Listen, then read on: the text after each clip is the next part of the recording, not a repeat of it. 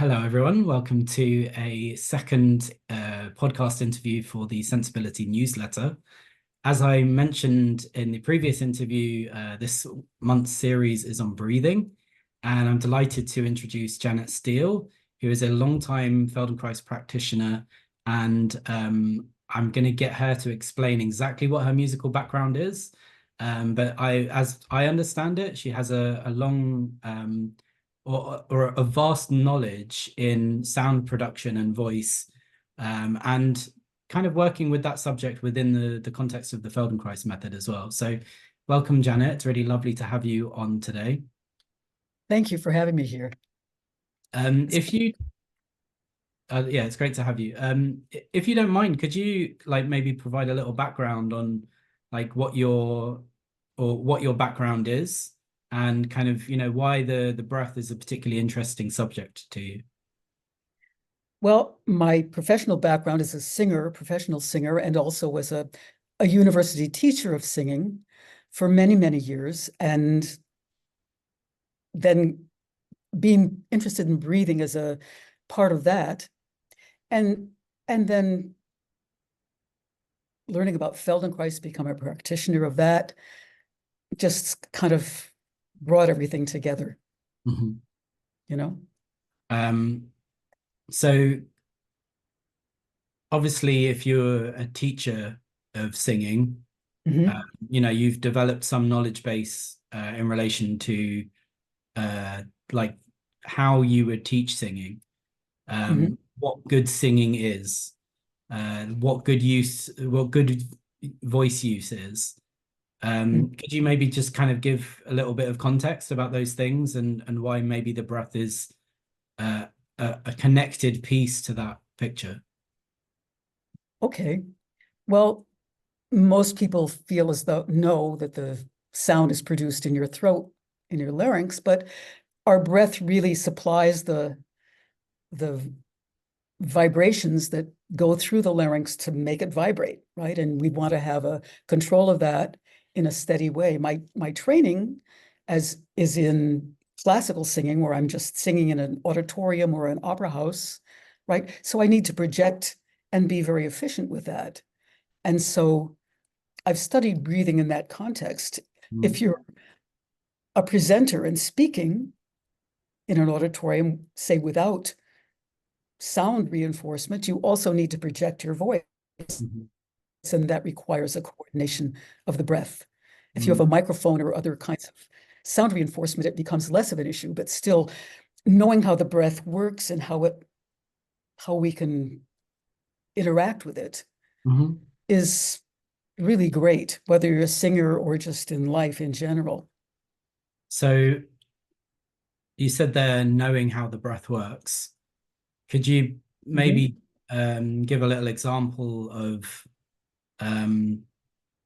what a singer would be looking at within the breathing process that could help them with note production or consistency of tone, or how would you coach someone that is trying to improve as a singer using knowledge of the breath? That's a great question. I think for singing, we want to have a spontaneous in-breath or inhalation, and then controlling the exhalation. That's how you would get a legato line, a long line, or be able to speak for 5 minutes without taking a breath. I'm not 5 minutes, but having an extended period of time to use your breath. And so being aware of that, how I might affect that. So to let the breath be able to come in without interference, to know what's moving there, and then to control the outflow of the breath far enough away from what's vibrating so that it doesn't interfere with this area. Tone, yeah. Yeah, it does. So how do you do that? Like what's the pathway to producing more prolonged, consistent tone or notes as part of your singing? Well, as a singer, I could do it with a lot of different kinds of exercises. You can do it as a person without that, but you can do what in voice terms we would call semi-occluded vocal tract exercises, which means you basically or and sort of impede the outflow of the breath some way. Okay. You slow it down, and to basically work on a slow exhalation, and that slowness of the exhalation can be controlled by your abdominal muscles. Yeah.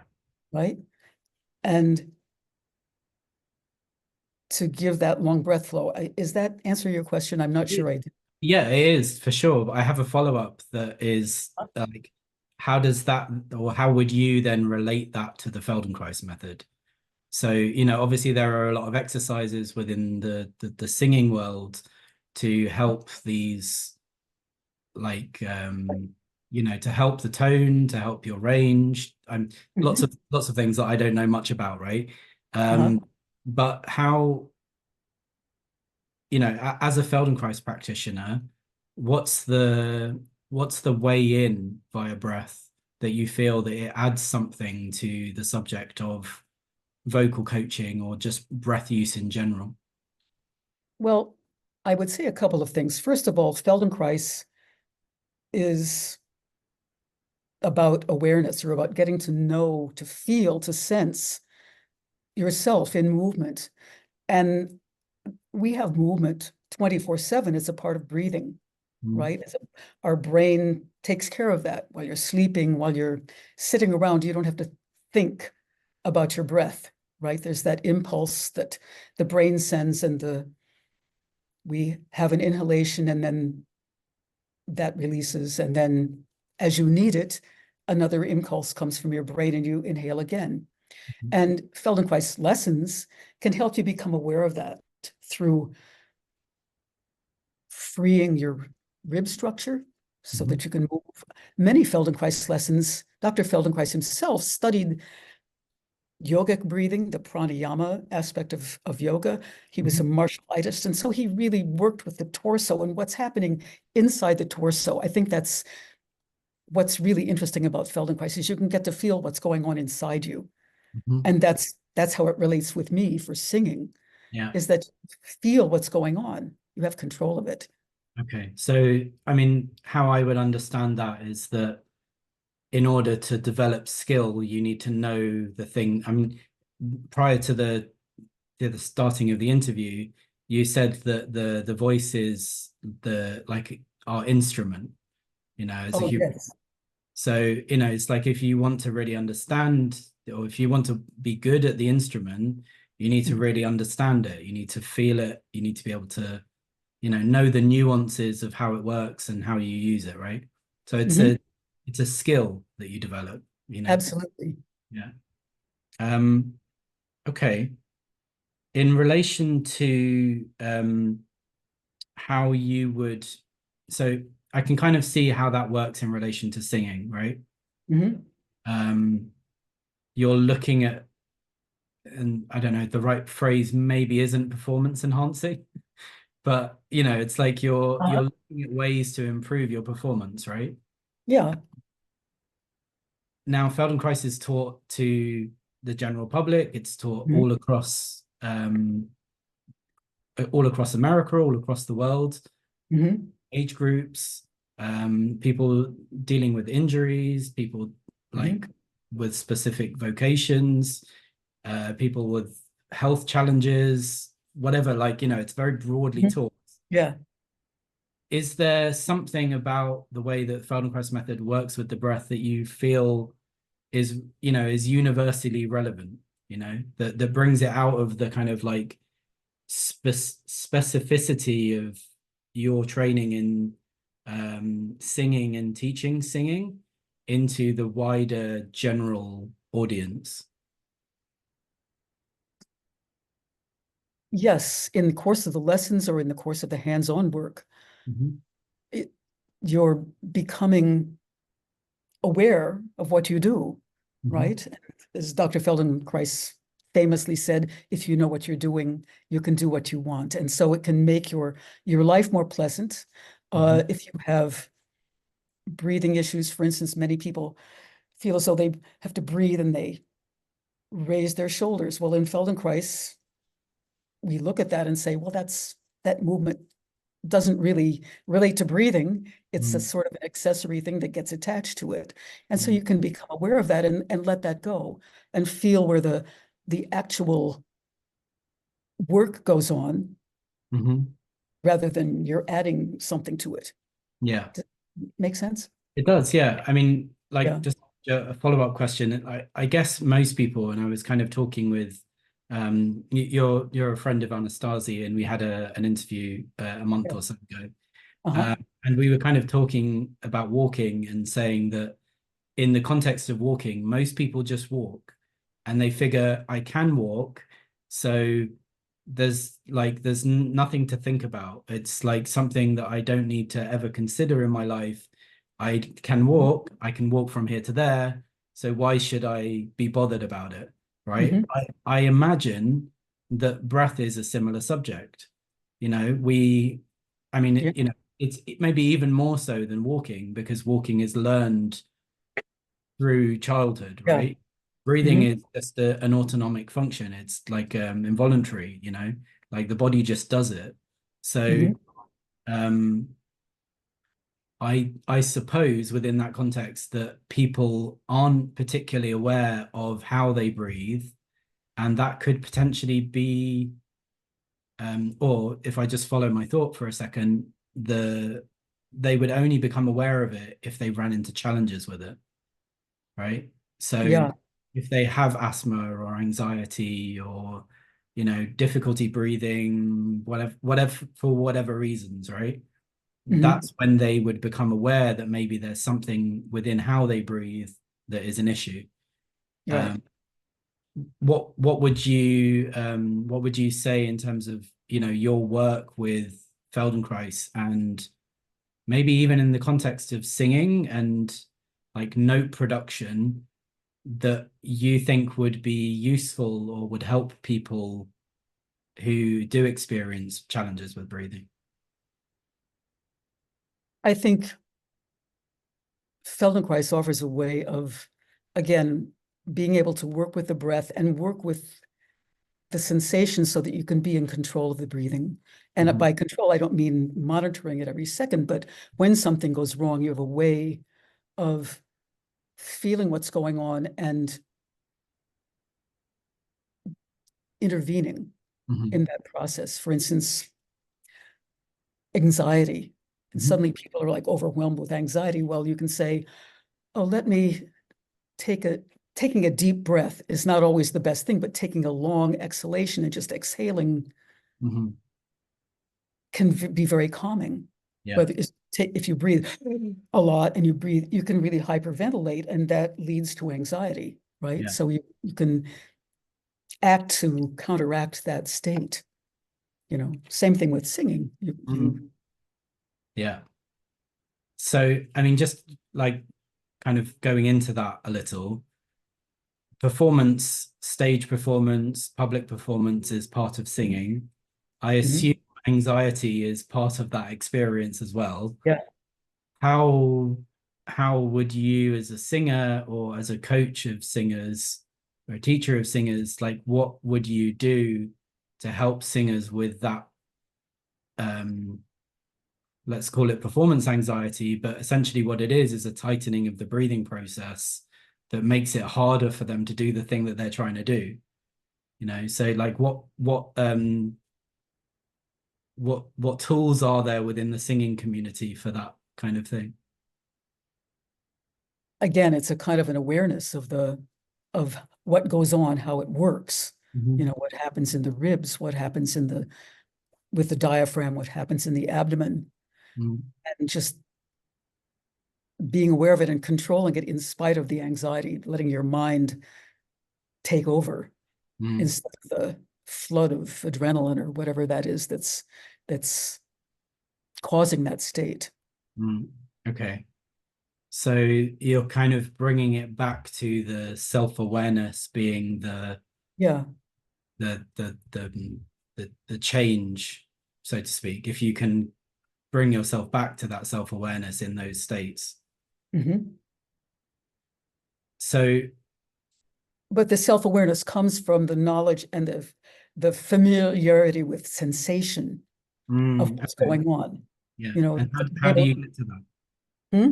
How do you get to that? How do you get to that familiarity?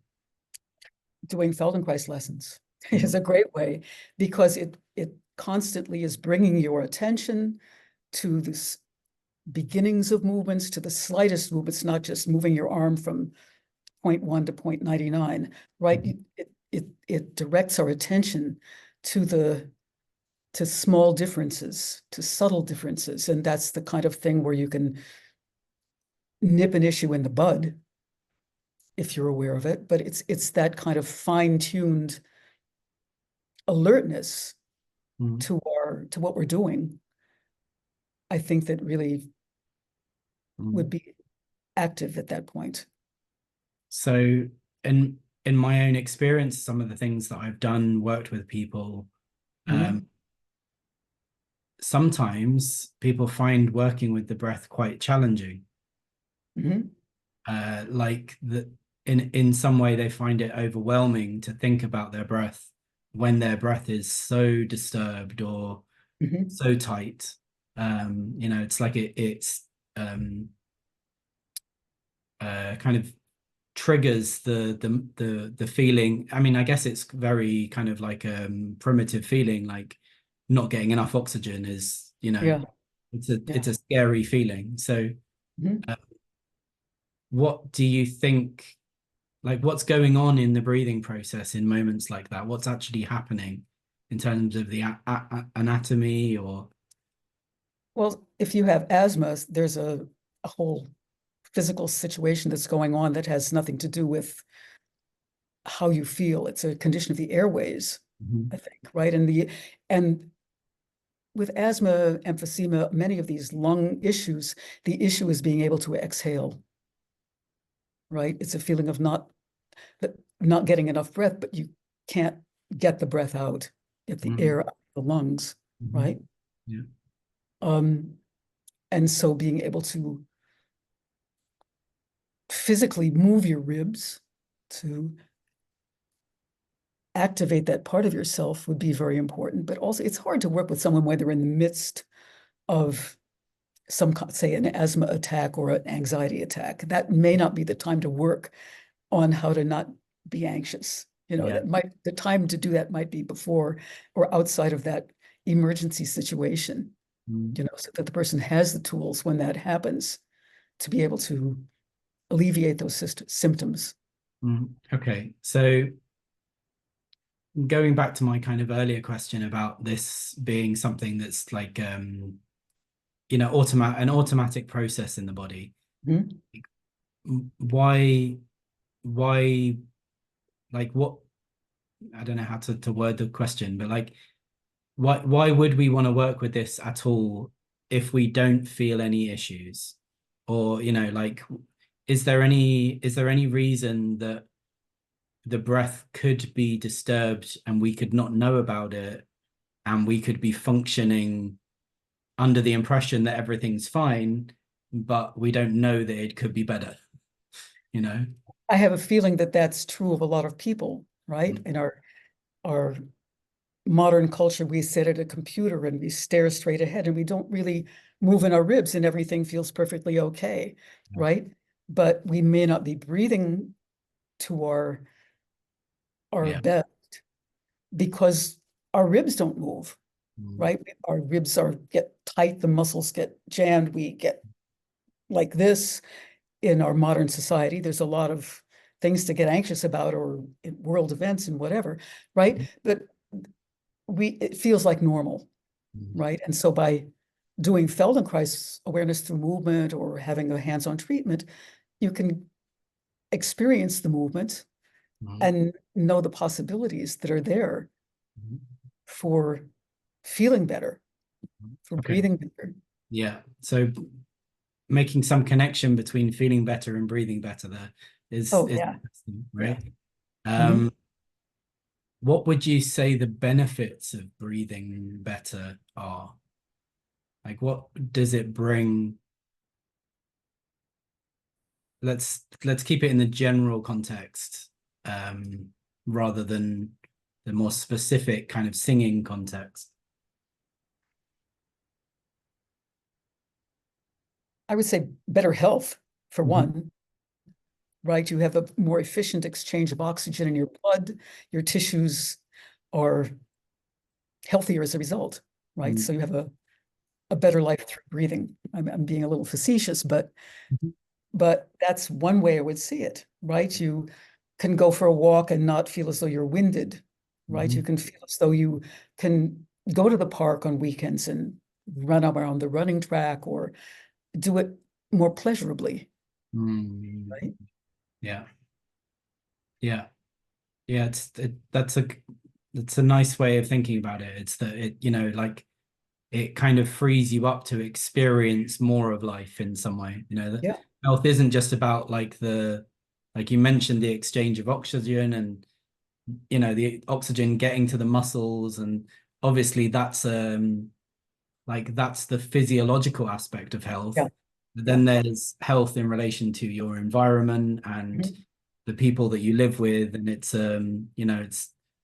not just limited to our physical state. Health is Absolutely. how we engage with the environment as well. Mhm. Mhm. Yeah, whether you're in a city, you're in the country, the environment shapes us in many ways, right? Yeah. But if you have that ability to, and I think with breathing, especially since it's all internal, right? We bring in, the air comes in one way or another and it goes out, but we don't see what goes on in this whole, in our torso, right? Mhm. It's an internal, and as we said earlier, mostly autonomic, out of our awareness function, right? Yeah. So the more that we can feel as though we know what's going on there and that it's working efficiently into its best, Mhm. we can be a happier person Mm. or enjoy ourselves more. Well, that sounds good to me. Yeah. Yeah. Um, Right? yeah, it does. So maybe just to wrap up, is there any kind of concluding point? I'm kind of drawn to bringing you back to singing and sound production in some way that, you know, like um like maybe there's a fun exercise that you could do uh with people now even, that would, give them an experience of finding a longer out breath, or it's a nice fun way to wrap up the interview. Well, there's a way that I studied and relates to Feldenkrais, Mhm. um, developed by Carl Stau, who was a choral director in the 1950s and 60s in New York, of working with emphysema patients in various veterans hospitals and other hospitals, and also with Olympic athletes. And he worked on exhalation, and how he does it, or what his method was, involved hands-on stuff, but Mhm. also a self-learning process in which you let the breath come in and then you just count to 10. 1, 2, 3, 4, 5, 6, 7, 8, 9, 10. 1, 2, 3, 4, 5, 6, 7, 8, 9, 10. 1, 2, 3, 4, 5, 6, 7, 8, 9, 10. 1, 2, 3, 4. And then until you have to take a breath, and then you let the breath come in, Mhm. and you do that again. And you're speaking in a good Mhm. voice. You're not trying to hold your breath, but just letting the air in. It's controlling the outflow of the breath. Mhm. And it sounds very simplistic, but it's a very, very effective way, and it can be used in conjunction with Feldenkrais or just in life. Mhm. And it's a way of, you don't have to sing. We can all talk. Just say 1, 2, 3, 4, 5, 6, 7, 8, 9, 10. 1, 2, 3, 4, 5. And you can do it sitting up. You Mhm. can do it lying down. Probably lying down is the best, Yeah. just because you're more at ease in gravity and you don't have to worry about, your brain doesn't have to worry about keeping you upright, Mhm. right? Um, so that's one way I would think. Yeah. Um, I'm gonna give it a go afterwards. okay. Yeah. And the other thing I would just say is, like any kind of these pranayama, yogic kind of breathing, alternate nostril breathing, breathing with Mhm. counting, sometimes called what is it, a box breath, where you breathe in on a certain count, you hold your breath for a Yeah. certain count and exhale on a certain count. It's just a way of controlling your breathing in a particular way, not to say it's the right way, but any way you have of interacting with that breath process Mhm. can really help you master it or feel as though you're in charge of your breathing rather than the victim of your breath. Yeah, sounds good. Okay. Yeah. Do you have any like audio lessons that are available to people that teach some of these things? Actually, no. I'm sorry to say. No, that's okay. Yeah, Perhaps we could like, we can exchange after this and I'd love let that. Yeah. yeah. Because I think it would be nice to have like a like an experience for people as well, Mhm. Yes, I agree. That's a great idea. Yeah. Okay. All right. Well, Hey, thank you so much for coming, being part of the interview. Really you're appreciate you. welcome. Um, if Pleasure. if people want to get in touch with you, Janet, what's the best way for them to do that? Uh, jsteele.feldenkrais@gmail.com. Okay. And do you have a website as well? I don't have a website. I'm a kind of a Luddite in that respect. And do you still teach Feldenkrais? Are you I, active? I currently teach Feldenkrais to adults and children, Yeah. and I'm currently working here in the office at Yeah. Physical Therapy in Feldenkrais, New York City. Mhm. And I also work in a children's clinic, the Field Center for Yeah. Children's Development. Okay. And Great. love Okay. it. Well, yeah. Thank you so much. It's been a Thank you. pleasure. We'll wrap up there.